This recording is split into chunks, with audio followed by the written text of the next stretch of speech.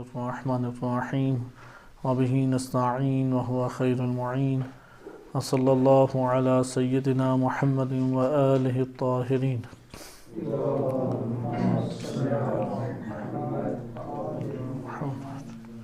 سورہ یونس آیت نمبر 95 اور 96 ارشاد باری تعالی ہوتا ہے وَلَا تَكُونَنَّ مِنَ الَّذِينَ كَذَّبُوا بِآيَاتِ اللَّهِ فَتَكُونَ مِنَ الْخَاسِرِينَ إِنَّ الَّذِينَ حَقَّتْ عَلَيْهِمْ كَلِمَةُ رَبِّكَ لَا يُؤْمِنُونَ۔ آیت کریمہ میں خاسرین کے ذیل میں ہم نے قرآن کریم کی موضوعی آیات کے ذیل میں یا موضوعی طور پہ اس کو ہم نے ملاحظہ کیا اور تمام قرآن کریم کی آیات کو مد نظر رکھتے ہوئے خسارہ، قرآن کا خسارہ کے بارے میں جو نظریہ ہے اسے مطالعے کی کوشش کی ہے۔ ہم جس آیت کریمہ تک پہنچے تھے کہ قرآن نے بہت سارے انسانی نفس کے اوپر بہت سارے افکار، اعتقادات اور احوال نفسانی کو نفع اور یعنی فلاح اور خسارہ سے تعبیر کیا ہے، اور عملی صورت میں اس کا نتیجہ انہی افکار یا احوال نفسانی کا نتیجہ اعمال کی صورت میں ظاہر ہوتا ہے، تو جو حکم انسانی نفس کے اوپر آئے گا وہی اس کے عمل کے اوپر بھی آتا ہے۔ قرآن کریم کی آیات متعدد ہیں، تقریباً 40 کے قریب موارد ہیں جن میں قرآن نے ذکر کیا ہے کہ کون کون سی چیزیں خسارہ یا نقصان ہیں اور کون سی چیزیں خسارہ اور نقصان نہیں ہیں۔ ہم ان میں سے بعض چیزوں کو پڑھ چکے ہیں، جیسے تکذیب ہے، اس مورد میں متعدد آیات ہیں کہ حق کو جھٹلانا یا آیات الہیہ کو جھٹلانا، اسے قرآن نے شدت سے مذمت کی ہے اور خسارہ انسانی زندگی میں بہت بڑا خسارہ کہا ہے۔ خسارہ یعنی ایک انسان کا سارا سرمایہ ڈوب جانا۔ عموماً معاشرے میں لوگ اپنے مال، آل، اولاد، گھر بار کو سارا سرمایہ سمجھتے ہیں۔ جتنا بھی یہ بات بیان کی جائے کہ یہ مال، آل، اولاد سرمایہ زندگی نہیں ہے، انسان اس بات کو اپنے نفس کے اندر باور نہیں کرتا۔ اصل سرمایہ انسان کا وہ ایمان ہے، اصل سرمایہ انسان کا وہ حق کے سامنے سر تسلیم خم ہونا ہے۔ جو اصلاً حق کو سننا ہی نہ چاہے، حق کی طرف طلب ہی حق کو نہ کرے، تو پھر اس سے کیسے توقع کی جا سکتی ہے کہ وہ اپنی فلاح اور نفع کے لیے قدم بڑھا رہا ہے؟ یہ قرآنی ایک نظریہ ہے۔ لہٰذا قرآن کریم کی نگاہ میں فقط مال کے پیچھے بھاگنے والا انتہائی نادان اور احمق انسان ہے، یا دنیا کی زینتوں کے پیچھے بھاگنے والا نادان انسان ہے، اور عاقل انسان وہ ہے کہ جو شخص شیطان اور اس کی زینتوں سے محفوظ رہ کر اللہ کی اتباع اور اللہ کے سامنے سر تسلیم خم ہو جائے۔ ان آیات کے ذیل میں آپ نے خسارہ دیکھا، تکذیب خسارہ ہے، کفر خسارہ ہے، باطل خسارہ ہے۔ آپ دیکھتے جائیں گے اسی سے ہمیں اس کے متضاد اور مقابل سے پتہ لگ جاتا ہے سرمایہ زندگی پھر کیا ہے۔ اصل سرمایہ زندگی ایک تو ہے نا ثانوی طور پہ سرمایہ زندگی، جیسے یہ گھر بار ہیں یا دیگر چیزیں، لیکن گھر بھی کب حلال ہوگا؟ جب سرمایہ شریعت محمدی کا سرمایہ ہوگا تو تب حلال حرام کی تمیز ہوگی۔ جب انسان کے پاس کب مال حلال ہوگا؟ جب ایمان اور سر تسلیم خم احکام و اوامر و نواہی کے سامنے سر تسلیم خم ہوگا، اس لیے اسے ثانوی کہا گیا ہے۔ گھر کا حلال ہونا، خاتون کا مرد کے لیے حلال ہونا، بیوی بچوں کا جائز ناجائز اولاد کا ہونا، مال کا حلال حرام ہونا، کھانے پینے والی چیزوں کا حلال حرام ہونا، کہاں پہ زندگی بچانی ہے، کہاں پہ زندگی دے دینی ہے۔ ہر جگہ بچانی تھوڑی ہے، بعض جگہیں ایسی ہوتی ہے کہ وہاں پہ دے دینی ہے زندگی۔ ان سب چیزوں کا علم کیسے ہوگا ہمیں؟ تب بھی ہوگا کہ جب انسانی نفس کے اندر ایمان ہوگا، انسانی نفس کے اندر تقویٰ ہوگا، نفس انسانی میں اللہ کے اوامر و نواہی احکام کے سامنے سر تسلیم خم ہوگا، بندگی انسانی نفس میں ہوگی۔ لہذا قرآن کریم نے ان سرمایوں کو ثانوی سرمایہ قرار دیا، جسے اہل دنیا اصل سرمایہ سمجھتے ہیں۔ اصل انسان کا سرمایہ وہ یہی نظریات، افکار، انسان کی نیت، اس کے ارادے، اس کی رغبتیں، اس کی محبت اور نفرتیں ہیں، جس کا تعلق نفس انسانی کے ساتھ ہے، اور جس نے اپنے اصل سرمایہ کو بچا لیا وہ فلاح یافتہ ہے۔ قد افلح المؤمنون، جس نے اصل سرمایہ کو بچا لیا وہ فلاح یافتہ ہے، اور جس نے اصل سرمایہ کو کھو دیا وہی خسارے میں ہے۔ جس نے اصل سرمایہ کو کھو دیا وہ شخص خسارے میں ہے۔ یہاں پہ ہم پھر آگے پہنچے تھے کہ قرآن کریم نے بعض اعمال کو پھر خسارہ کہا ہے، لیکن جس عمل کو قرآن نے خسارہ کہا ہے اس کا یا تو تعلق افکار، نظریات اور اعتقادات کے ساتھ ہے، یا اس کا تعلق انسانی نفس کی سر تسلیم خم ہونے یا نہ ہونے سے ہے۔ یعنی آپ عملی طور پہ دیکھیں گے کہ اعمال کا تذکرہ بھی قرآن نے کیا اور بعض اعمال کو خسارہ کہا ہے۔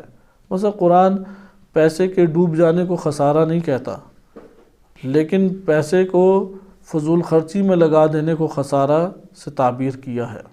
لہذا توجہ کریں، بعض اعمال ہیں قرآن نے خصوصی طور پہ انہیں خسارہ کہا ہے، لیکن جس عمل کو بھی خسارہ کہا ہے اس کی علت اور وجہ در حقیقت کیا ہے؟ وہ انسانی نفس کے اندر یا اعتقادات سے تعلق رکھتی ہے، یا اس کی نیت اور ارادے سے تعلق رکھتی ہے، یا انسانی نفس کا اللہ کے سامنے سر تسلیم خم نہ ہونے سے تعلق رکھتا ہے۔ بس ہر وہ عمل خسارہ بن جاتا ہے کہ جو ان 3-4 چیزوں سے وابستہ ہوتا ہے۔ ہم اس ضمن میں آیت کریمہ سورہ نساء آیت نمبر 119 کا مطالعہ کر رہے تھے، جس میں شیطان کو ولی بنانے کو خسارہ کہا گیا ہے۔ وَمَن يَتَّخِذْ الشَّيْطَانَ وَلِيًّا مِّن دُونِ اللَّهِ فَقَدْ خَسِرَ خُسْرَانًا مُبِينًا، اس نے بہت واضح طور پہ خسارہ اٹھایا ہے جس نے بھی شیطان کو ولی بنایا۔ قرآن کے بعض مباحث ایسے ہیں کہ ان کو اگر آپس میں ایک دوسرے سے ربط دیں تو ایک موضوع دیگر موضوعات کے اوپر کلی طور پہ، جامع طور پہ آ جاتا ہے۔ قرآن کریم کے وہ کون سے مفاہیم ہیں کہ جو ایسی جامعیت رکھتے ہیں کہ بقیہ دیگر عناوین اس جامع مفہوم کے نیچے آ جائیں؟ ممکن ہے کہ ان میں سے ایک مفہوم ہم ولایت شیطان قرار دے سکیں، کیونکہ اس مملکت الہی میں جو اللہ تعالیٰ کی یہ مملکت ہے، اس کو اللہ تعالیٰ نے آزمائش کی جگہ، مصیبت کی جگہ بنایا ہے، سکون اور راحت کی نہیں بنایا۔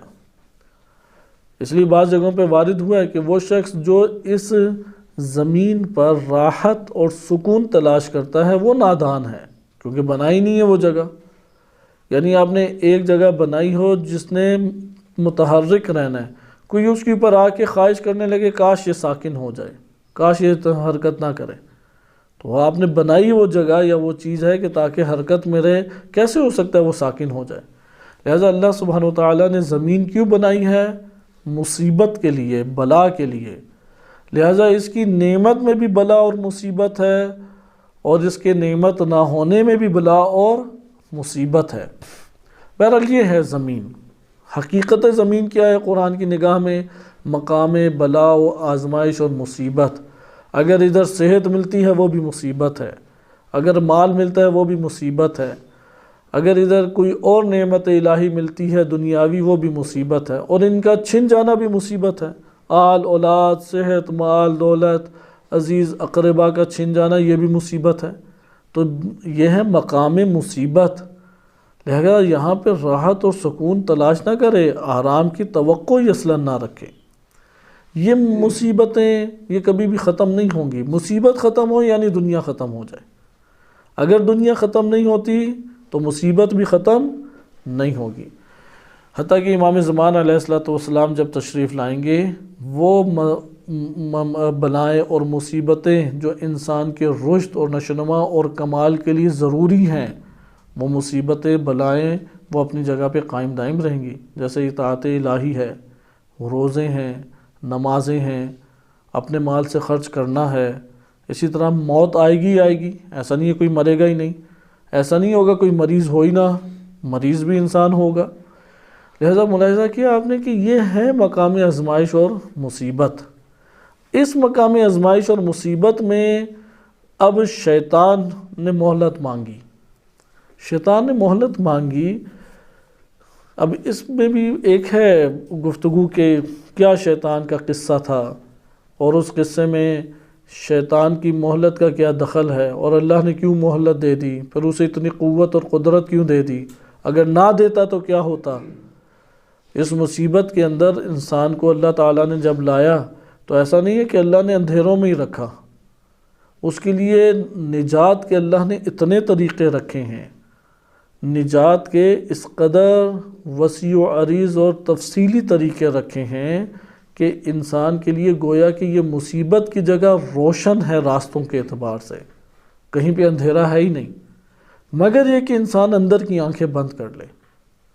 جس طرح سے کل ہم نے پڑھا کہ اگر ادھر مرض ہے تو شفا کے اتنے اللہ نے طریقے رکھے ہیں کہ وہ ولایت الہی میں آنے والا شخص اگر مریض حالت میں چلا بھی جائے تو پھر وہ ولایت الہی میں اس کا مطلب ہے نہیں ہوا۔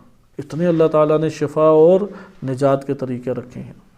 لیکن یہ مملکت جب سجی اور یعنی اللہ تعالیٰ نے خلق کیا زمین کو، تو اس میں ایک ولایت اللہ کی اور اصل ولایت اللہ ہی کی ہے، لیکن اللہ نے جو اس کا نظام بنایا ہے اس نظام کی وجہ سے شیطان کو یہ فرصت مل گئی کہ اپنی ولایت کو بھی اجاگر کر لے، اپنی ولایت کو بھی اجاگر کر لے، اور جس نے اس شیطان کی عارضی ولایت کے ساتھ تعلق جوڑ لیا خسر خسرانا مبینا۔ اس لیے قرآن نے پہلے کہہ دیا کہ انسان شیطان کی ولایت سے فرار کرو، کیونکہ شیطان نے تمہارے لیے کہا ہے لَأُضِلَّنَّهُمْ لَأُغْوِيَنَّهُمْ لَآمُرَنَّهُمْ، یعنی بار بار شیطان اس طرح کی دھمکیاں دے رہا ہے، کیونکہ اس نظام کا تقاضا یہ ہے، اس مہلت کا تقاضا یہ ہے، جو اللہ تعالیٰ نے اس زمین کو بنایا اس کا تقاضا یہ ہے کہ یہاں پہ ولایت شیطان بن جائے۔ اچھا، ولایت سے کیا مراد ہوتی ہے؟ ولایت سلطنت، حکومت، اقتدار، ان سب معنی میں آتی ہے۔ اگر ولایت شیطان ہے تو اس سے کیا مراد ہوگی؟ یہ والا معنی آج کے دور میں بہت آسان سمجھنا ہو گیا، ممکن ہے کہ پہلے دور میں اتنا آشکار نہ ہو، لیکن آج کے دور میں اس کا سمجھنا آسان ہو گیا، کیونکہ باقاعدہ شیطان کے نام سے ادھر تنظیمیں اور بڑے بڑے گروہ دنیا میں بن گئے، بعض جیسے فری میسنز ہے یا اس طرح کے دیگر بڑے گروہ باقاعدہ بن گئے، ان کی علامات اور اعمال، سکنات، حرکات سب معین ہیں۔ ولایت شیطان کی طرف آج ہم تھوڑا سا ملاحظہ کرتے ہیں اور پھر انشاءاللہ تعالی اگلی آیات میں منتقل ہو جائیں گے۔ یعنی یہ روئے زمین ہے اور یہی ممالک ہیں، ان میں حقیقی ولایت تو اللہ کی ہے، لیکن اللہ تعالیٰ نے یہ اذن دیا، حکم اور اذن میں فرق ہے، حکم دینے میں اور اذن الہی میں فرق ہے۔ پہلے بھی ہم ایک مختصر سا اس کو ملاحظہ کر چکے ہیں۔ اذن سے مراد، اذن الہی سے مراد ہے رکاوٹ کا ختم ہو جانا، حکم دینے سے مراد ہے کہ اللہ کا ایک شے کو انجام دینے کے لیے حکم جاری کرنا، درست ہے؟ حکم الہی اور اذن الہی اور مشیت الہی، ان میں فرق پایا جاتا ہے۔ اذن الہی کا مختصر ترین جو علامہ طباطبائی رحمۃ اللہ علیہ نے معنی المیزان میں بیان کیا ہے، اس کا معنی کیا ہے؟ اذن الہی یعنی موانع اور رکاوٹ کا ہٹ جانا۔ بہرحال ولایت حقیقی اللہ کی ہے، لیکن اذن الہی اس طور پہ موجود ہے کہ اگر شیطان اپنی ولایت برپا کرنا چاہے تو معنی نہیں ہے، وہ برپا کر لے گا۔ کب تک کرے گا؟ الی یوم یبعثون، یعنی تا قیامت وہ کر سکتا ہے، جب تک زمین تباہ نہیں ہوتی اس کے لیے اللہ نے معنی ہٹا دیا کہ جا تو اپنی ولایت کو آباد کرنا چاہ تو کر لے۔ اب شیطان ابلیس آئے گا، وہ اپنی ولایت کو آباد کرتا ہے، اس کی ولایت تمام ممالک پہ چھائی ہوئی ہے، حتیٰ کہ اس کی ولایت میں نبی صلی اللہ علیہ وسلم کے دور میں خانہ کعبہ بھی رہا ہے، خانہ کعبہ کے اندر بت گاڑے ہوئے تھے۔ یہ شرک اور کفر اور بت اور اس کا راج اس مقدس سرزمین پہ، یہ کس کی ولایت ہے؟ لہذا نبی صلی اللہ علیہ وسلم نے ہجرت فرمائی، اور ہجرت کر کے 9 ذی الحج جب تک مشرکین رہے ہیں رسول اللہ حج کرنے نہیں گئے۔ 10 ہجری کو رسول صلی اللہ علیہ وسلم کی شہادت یا رحلت ہے، اور 9 ہجری کو وہ جگہ پاک ہوئی ہے شرک سے، شیطان کی ولایت سے آزاد ہوا خانہ کعبہ۔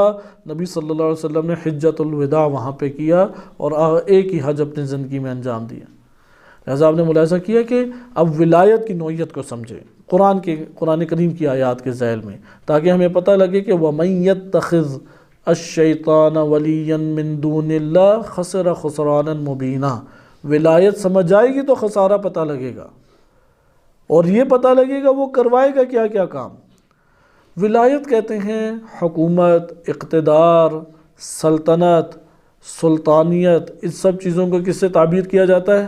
ولایت سے۔ شیطان بڑے طریقے سے کام کرتا ہے۔ اس کی ولایت ہے یا نہیں؟ جواب ولایت موجود ہے، وَإِلَّا قرآن کریم یہ نہ بیان کرتا۔ اس کی ولایت کی حدود کیا ہیں؟ اس کی ولایت کی حدود آنکھوں سے نہیں دیکھی جا سکتی، اس کی ولایت کی حدود بابصیرت انسان کو نظر آ جاتی ہیں۔ جب اس کی ولایت کی حدود کسی دور میں کعبے کو شامل ہو جائے تو کوئی اور مسلم جگہ بچ سکتی ہے، کوئی مسجد، کوئی امام بارگاہ، کوئی مدرسہ، کوئی اسلامی ملک، کوئی حرم، کوئی جگہ بچ سکتی ہے؟ نہیں بچ سکتی۔ اگر مادی جہت سے دیکھیں تو اس کی ولایت میں سب چیزیں آ سکتی ہیں، اگر کہیں اس کی ولایت نہیں آ سکتی تو وہ اللہ کے مخلص بندے ہیں، ادھر اس کی ولایت نہیں چل سکتی۔ جیسا اس نے واضح طور پہ یہ کہا کہ فَقَالَ فَبِعِزَّتِكَ لَأُغْوِيَنَّهُمْ أَجْمَعِينَ إِلَّا عِبَادَكَ مِنْهُمُ الْمُخْلَصِينَ۔ بہرحال ابھی اس آیت کی طرف ہم بعد میں آتے ہیں، لیکن آپ ترتیب سے ایک ولایت کا کنسپٹ سمجھ لیں۔ مقصود یہاں پہ یہ ہے کہ آپ کے سامنے شیطان کی ولایت کا تصور آ جائے، یعنی اس وقت ہمارے سامنے مد مقابل ایک ہیں امام مہدی علیہ السلام حجت الہی کی ولایت، جس کو اللہ کی ولایت سے تعبیر کرتے ہیں، اور اللہ نے اپنی ولایت کا عکس یا اپنی ولایت ہی کے زمرے میں اسے قرار دیا ہے، یا اللہ کی ولایت کا ہمارے سامنے اس وقت دلیل، رہنما یا حجت کیا ہے؟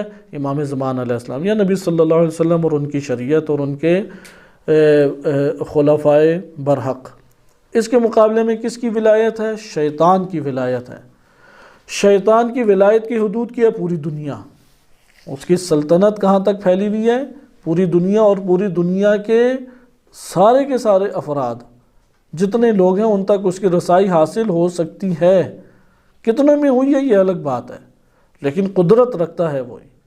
دوسری چیز، وہ اس ولایت سے کرنا کیا چاہتا ہے، یعنی اس کا مقصد کیا ہے؟ بالفاظ دیگر یہ جو اس نے دھمکیاں دی ہیں، لَأُضِلَّنَّهُمْ لَأُمَنِّيَنَّهُمْ لَآمُرَنَّهُمْ لَأُغْوِيَنَّهُمْ، وہ ان دھمکیوں سے کیا کرنا چاہتا ہے؟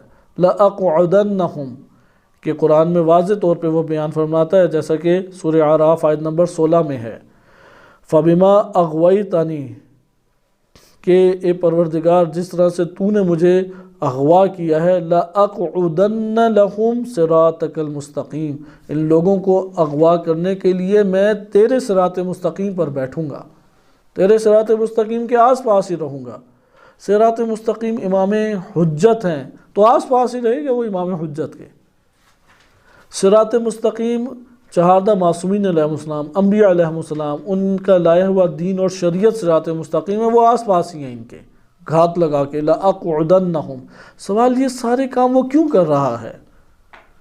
وہ یہ سارے کے سارے کام کیوں کر رہا ہے؟ یعنی آپ کو یہ بھی پتہ لگ گیا وہ جب ولایت اس نے اپنی آباد کی ہے وہ غافل ہے؟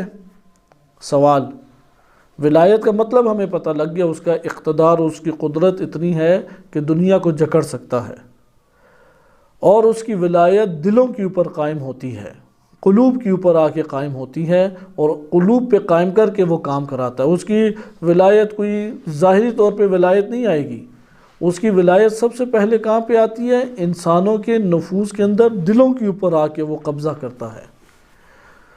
اچھا، وہ کیا غافل ہے؟ غافل نہیں ہے۔ کیسے پتہ لگا؟ یہ قرآنی آیات سے، لَأُضِلَّنَّهُمْ لَأُمَنِّيَنَّهُمْ لَأُغْوِيَنَّهُمْ یا لَأَقْعُدَنَّهُمْ، اور اسی طریقے سے قرآن وسوسے کے بارے میں کہا ہے۔ آئیں، اس سے یہ پتہ لگ گیا وہ ہوشیار ہے، اپنی مملکت کو چلا رہا ہے، اپنی ولایت کو چلا رہا ہے۔ نمبر 3، وہ کر کیوں رہا ہے یہ کام؟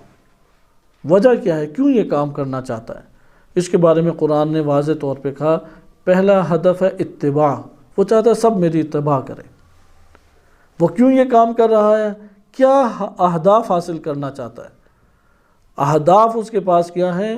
پہلا ہدف کیا ہے؟ سب اس کی اتباع کریں۔ قرآن نے واضح طور پہ کہا ہے کہ لا تتبعوا خطوات الشیطان انہ لکم عدو مبین۔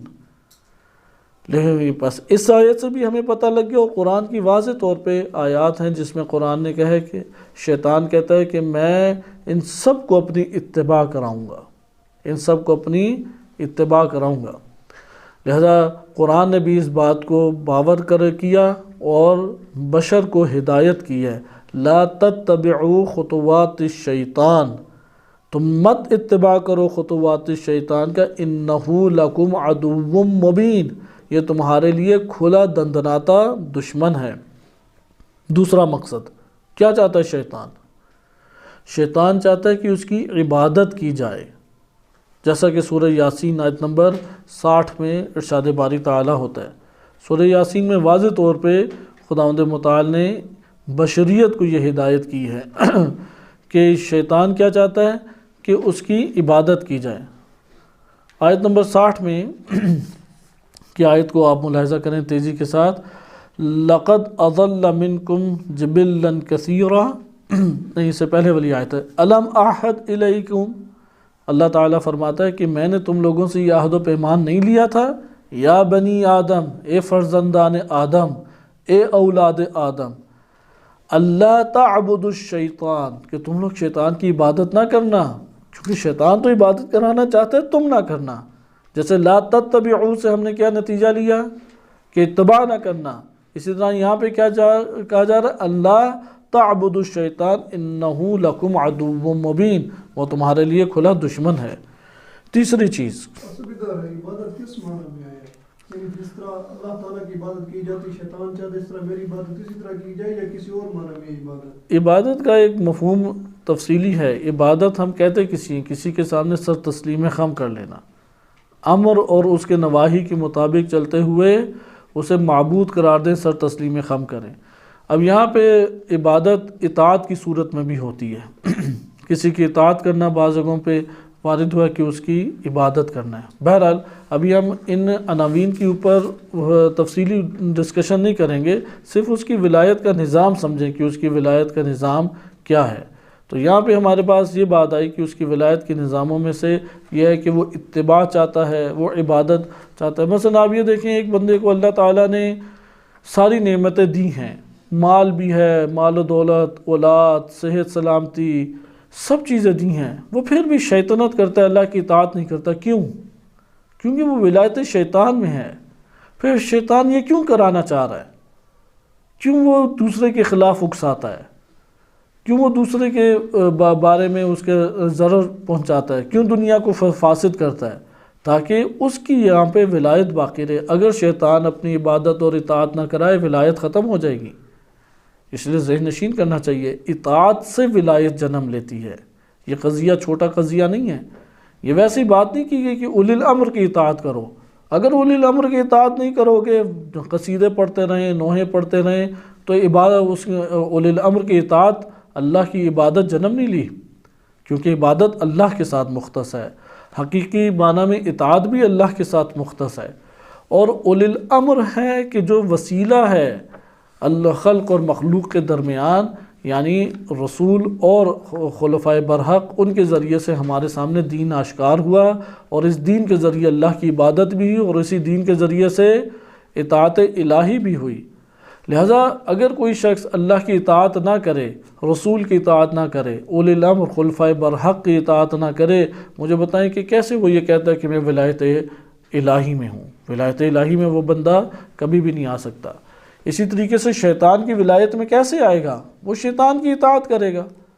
اگر شیطان کی اطاعت نہ کرے تو وہ ولایت میں بھی اس کے قدم نہیں رکھ سکتا ہے۔ لہذا اطاعت، اس میں اطاعت اور بندگی یعنی یہ عبادت، یہ دو بہت بہاری ہمارے پاس مضامین ہیں۔ تیسرا ہے کہ شیطان جو ہے وہ شکار کرنا چاہتا ہے، شکار کر کے اپنے قابو میں رکھنا چاہتا ہے۔ کیا کرنا چاہتا ہے؟ شکار کرے اور شکار کر کے قابو میں رکھے، یعنی حاکمیت چاہتا ہے۔ اب اگر کوئی اپنے نفس کے اوپر امام معصوم کی حاکمیت کو اجاگر آج کے دور میں نہ کرے، وہ حتماً و حتماً کس میں ہے؟ شیطان کے گروہ میں ہے، حتماً و حتماً۔ یعنی یہ مسئلہ چھوٹا مسئلہ نہیں ہے کہ وہ اصل ولایت شیطان برپا کیسے ہوتی ہے، اطاعت کے ذریعے، عبادت کے ذریعے، نمبر 3 اس کے ہاتھ گرفتار ہونے کے ذریعے۔ لہذا سورہ زخرف میں آیت نمبر 62 میں واضح طور پہ ارشاد باری تعالیٰ ہوتا ہے کہ اس آیت کو آپ غور کریں کہ شیطان کس طریقے سے انسان کے اوپر قبضہ کرتا ہے۔ وَلَا يَصُدَّنَّكُمُ الشَّيْطَانُ، کہ تمہیں شیطان آ کے روک نہ لے، صحیح ہے، إِنَّهُ لَكُمْ عَدُوٌّ مُّبِينٌ، کہ تم اگر اس کی اتباع کرو گے تو وہ حق اور اللہ تعالیٰ کی ولایت سے روک دے گا، وہ تمہیں شکار کرے گا، اغوا کرے گا۔ اسی طریقے سے سورہ حشر آیت نمبر 16 میں ہے کہ وہ شیطان چاہتا ہے کہ کفر کرو تم، یعنی تم ولایت الہی میں نہ جاؤ، میری ولایت میں آؤ۔ پس سارا کا سارا جھگڑا کہاں پہ ہو گیا؟ وہی انی جاعل فی الارض خلیفہ، خلافت کا سارا جھگڑا ہے۔ اللہ نے بشر اور انسان کو، اور ان میں بھی انسان کامل کو خلیفہ بنا دیا، تو شیطان نے وہاں پہ حسد اور تکبر کیا، اس نے کہا نہیں میں خلیفہ بنوں گا، تو نے اسے خلیفہ بنایا ہے، یہ میں آگ سے یہ مٹی سے، بڑائی، استکبار کیا اور کیا کیا؟ حسد کیا۔ یہ جو 2 بیماریاں ہیں، حسد اور استکبار بھی ہم پڑھ چکے ہیں، 2 حصوں میں تقسیم ہوتا ہے۔ ایک دفعہ تکبر ہوتا ہے بندوں کے مقابلے میں، ایک دفعہ تکبر ہوتا ہے حق کے مقابلے میں۔ شیطان نے آدم علیہ السلام کے مقابلے میں شخصی تکبر نہیں کیا، حق کے ساتھ تکبر کیا، کیونکہ اللہ کا حکم ہے اور وہ ٹھکرا رہا ہے، لہذا یہ تکبر ہے۔ بس آپ نے تو ملاحظہ کیا کہ شیطان کے مقاصد کیا ہیں۔ ولایت شیطنت کیا ہے؟ وہ چاہتی کیا ہے؟ حاکمیت، اور ادھر اللہ کیا چاہتا ہے؟ وہ اپنی حاکمیت، اور اس دنیا میں اختیار ہے انسان کو کہ تو نے کس کی ولایت میں جانا ہے۔ اللہ کی ولایت میں جانا ہے، اس کا ایک خاص نظام ہے، شیطان کی ولایت میں آنا ہے، اس کا ایک خاص نظام ہے۔ مقاصد ہمیں اب پتہ لگ گئے۔ اگر اللہ کی ولایت میں آئے کیا ہے؟ عبادت کرو، اطاعت کرو، اللہ کی ولایت سے باہر نہ جاؤ، اسی کے پاس قابو میں اس کے رہو، اور جو اللہ کہتا ہے وہ انجام دو۔ شیطان کی ولایت میں آ جائیں، وہ بھی یہی کہتا ہے اطاعت کرو، عبادت کرو، میرے پاس تم کہیں اور نہ جاؤ، دیکھو دوسری طرف تم نے نہیں جانا ہے، انکار کرو۔ لہٰذا وہ کیا کہ ادھر اللہ تعالیٰ کیا کہتا ہے کہ کفر طاغوت کرو، وَمَن يَكْفُرْ بِالطَّاغُوتِ وَيُؤْمِن بِاللَّهِ۔ شیطان کیا کہتا ہے؟ اکفر۔ سورہ حشر آیت نمبر ہمارے پاس 16 ہے، سورہ حشر آیت نمبر 16 دیکھیں، وَقَالَ لِلْإِنسَانِ اکفر، انسان کو کہتا ہے کفر کر، اور جب وہ کفر کر بیٹھتا ہے کہتا ہے انی بریء، میں تو اس سے بری ہوں، میں نے تھوڑی کہا، میں تو رب العالمین سے خوفزدہ ہوں، ڈرتا ہوں میں اللہ تعالیٰ سے۔ یعنی انسان کو کفر کے دھڑوں پہ لگا کے تباہ و برباد اندر سے کر دیتا ہے، تو کہتے ہیں اتنا بڑا تو نے گناہ کیا، اتنا بڑا گناہ کہ اب میں نہیں تیرے پاس آتا۔ یعنی اسے بتائے گا کہ میں بھی اس سے گھبراتا ہوں جو تو کر بیٹھا ہے، اور جب میں گھبراتا ہوں تو سمجھ لے جب مجھے اللہ نے قبول نہیں کیا تو تجھے قبول کرے گا اللہ۔ اور یہ سورہ قاسیہ میں امیر المومنین علیہ السلام، یہ خطبہ غرہ میں امیر المومنین علیہ السلام فرماتے ہیں کہ شیطان بڑے خوبصورت دلاسے دیتا ہے، بڑی خوبصورت منظر کشی کرتا ہے، جب انسان اس منظر کشی کے دھوکے میں، زینت کے دھوکے میں آ کے فریب کھا جاتا ہے اور عمل انجام دے بیٹھتا ہے، اب شیطان کو دوسرا دھڑکا لگ جاتا ہے، کہیں یہ اللہ سے معافی نہ مانگ لے، کہیں یہ اللہ کی طرف رجوع نہ کر لے، کہیں وہ جو کار خیر اور نیک کام انجام دے رہا ہے اسے وہ کہیں پہ انجام ہی نہ دیتا رہ جائے، اسے کون ترک کرائے گا۔ لہٰذا اب اس گناہ کو اتنا بڑا کر کے اور سنگین کر کے پیش کرتا ہے، تو نے پتہ نہیں کیا کر دیا ہے، یہ تو اتنا بڑا گناہ ہے، تو سب سے پست ترین انسان ہے، تو سب سے گھٹیا انسان ہے۔ بعض اوقات انسان سمجھ رہا ہوتا ہے یہ میری عاجزی ہے کہ میں اپنے آپ کو گھٹیا سمجھ رہا ہوں، وہ یہ شیطان ہے جو کہہ رہے تو گھٹیا ہے۔ جو اللہ کی رحمت سے مایوس ہو کے اپنے آپ کو پست اور گھٹیا کہے، یہ خود شیطان بن گیا ہے۔ جو اللہ کی رحمت میں آ کے اللہ کے مد مقابل اپنے آپ کو پست اور حقیر کہے کہ انت عظیم و انا الحقیر، انت کبیر و انا الصغیر، انت المولا و انا العبد، جو یہ بات کہے یہ ولایت الہی میں قدم رکھتا ہے۔ اللہ کے مقابلے میں اپنے آپ کو جب دیکھتا ہے کہتے ہیں پروردگار میں تو کچھ بھی نہیں ہوں، فقط تیری ہی ذات ہے، میں تو نیستی ہوں، نابودی ہوں، تیری ذات ہے کہ جو ہے اور وجود ہے اور دینے والی ہے۔ لیکن اگر اللہ کی رحمت سے مایوس ہو کے اللہ سے دور ہو کے اپنے آپ کو لعنت ملامت کرتا ہے کہ تو کتنا بدکار ہے، تو سب سے برا ہے، تو سب سے گھٹیا ہے، تو سب سے پست اور ذلیل ہے، دیکھیں کتنے گناہ تو نے کر دیے، اور اس سے پھر وہ اللہ کی راہ سے ہٹتا ہے، ان نیک کاموں کو ترک کرتا ہے کہ جو اللہ کی راہ میں وہ انجام دے رہا، یہ کاملاً شیطان بن گیا، یہ ولایت شیطان میں چلا گیا، اس نے تو کفر کرایا اسی لیے تھا۔ لہٰذا نے ملاحظہ کیا کہ اصل یہی جنگ اس دنیا میں ہے۔ مثلا امریکہ اور ایران میں شاہ تھا تو امریکہ کا سب سے گہرا دوست ایران تھا۔ اسی سرزمین کے اوپر جب انقلاب اسلامی آیا، امام خمینی رحمۃ اللہ علیہ نے مہدویت کا ایک نور یہاں پہ جلوہ کیا اور اسے روشن کیا، چھوٹا سا ایک نور، چاروں طرف سے ہوائیں چل رہی ہیں، طوفان چل رہی ہیں، وہ نور آگے پیچھے ہو رہا ہے، بجھتا نہیں ہے، بس بجھتا نہیں ہے، آگے پیچھے ہوتا رہتا ہے۔ وہ جیسے لو ہوتی ہے نا چراغ کی، تیز ہوائیں اسے جو چلتی ہیں، اندھیری تیز ہوائیں، تو وہ اسے بجھانے میں ناکام رہتی ہیں۔ امریکہ کیوں آج کے دور میں اس طرح سے آ گیا؟ کیونکہ وہاں پہ ولایت شیطان ہے، یہ ولایت الہی کو برپا کرنے میں امام خمینی رحمۃ اللہ علیہ کامیاب ہوئے۔ اب دونوں میں کوئی تجارت نہیں، امریکہ کے ساتھ کوئی زمینی حدود نہیں ہے، امریکہ کو ایران سے کوئی خطرہ نہیں ہے، بلکہ اگر دوستی ہو جائے تو بہت زیادہ نفع امریکہ کو حاصل ہو، لیکن کیوں وہ مد مقابل ہے؟ آپ نے ملاحظہ کیا کہ اصل یہی ہے، حاکمیت کس کے اوپر آ جائے گی۔ اس لیے شیطان اپنی حاکمیت چاہتا ہے، شیطان اپنی اطاعت چاہتا ہے، شیطان اپنی عبادت چاہتا ہے، اور کیا چاہتا ہے؟ تم اس کی ولایت سے نکل کے ولایت الہی میں نہ ہو، اس لیے کفر کرو، اس کی تکذیب کرو، اس کا انکار کرو تاکہ ادھر رہ سکو۔ یہی بے عین ہی ہمیں مقابل نظر آتا ہے۔ اللہ کہتا ہے کہ لا تتبعوا ولا تعبدوا الشیطان انہ لکم عدو مبین، دشمنی کرو شیطان سے، اس کی اطاعت نہ کرو۔ پھر اللہ کیا کہتا ہے کہ کفر کرو اس کا، وَمَن يَكْفُرْ بِالطَّاغُوتِ، اجتناب کرو وَاجْتَنِبُوا الطَّاغُوتَ، یہ ہمارے پاس آ جاتی ہے یہاں پہ۔ اسی کے ضمن میں صرف اب میں ہیڈنگز پڑھتا ہوں کہ تاخیر ہماری طرف ہو گئی ہے۔ اور ولایت شیطان، جب ولایت بنتی ہے تو وہاں پہ پورے گروہ بنتے ہیں، کچھ عوام الناس ہیں، کچھ اس کے لیڈران ہیں، کچھ اس کے تنخواہ دار، باقاعدہ اس کے منصبدار اور حاکم ہیں، اور کچھ ایسے ہیں جو اس کی طرف سے رسول ہیں، یہ وہی کرتا ہے انہیں، اور وہی کر کے پھر اکساتا ہے۔ کچھ رسول ہیں اس کے، اور قرآن نے ان کا نقشہ کھینچا ہے۔